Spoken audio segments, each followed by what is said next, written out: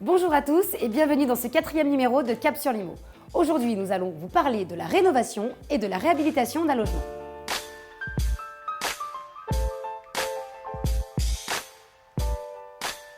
On distingue plusieurs types de rénovation. Tout d'abord, il y a le rafraîchissement qui peut consister à changer le revêtement des sols ou encore à repeindre les murs. La rénovation dite complète correspond à un niveau d'investissement plus important. Il s'agit par exemple de rénover la cuisine ou encore de refaire des installations électriques. Enfin, la rénovation lourde consiste à tout revoir, refonte complète de la plomberie ou même démolition des murs porteurs.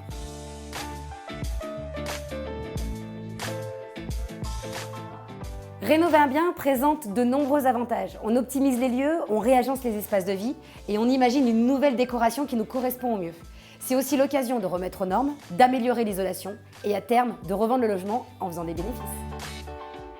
Par ailleurs, les travaux de rénovation offrent la possibilité de bénéficier d'avantages fiscaux comme des crédits d'impôt pour la résidence principale.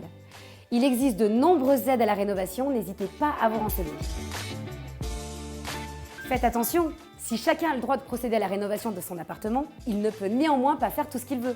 Selon l'importance des travaux, il faut demander un permis de construire ou une autorisation. Certains aménagements intérieurs comme la création d'une véranda sont parfois réglementés. En résumé, les travaux de rénovation vous permettent d'habiter un bien aménagé selon votre goût et peuvent à long terme vous apporter une valorisation certaine, si les travaux ont bien été gérés.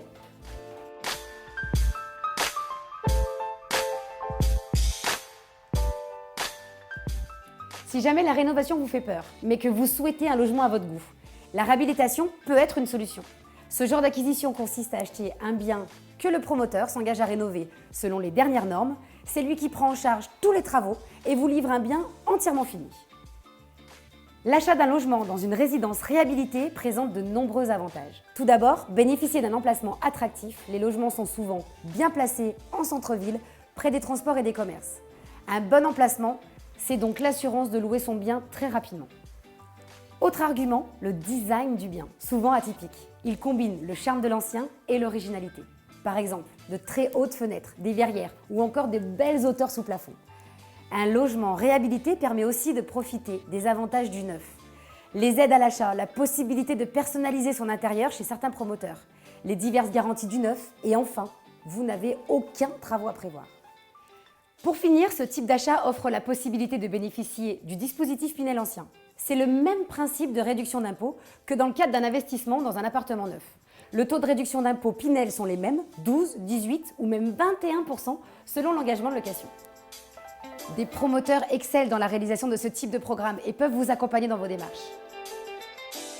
J'espère vous avoir donné envie de vous lancer dans de beaux projets et je vous donne rendez-vous le mois prochain pour un nouveau numéro de Cap sur Limo.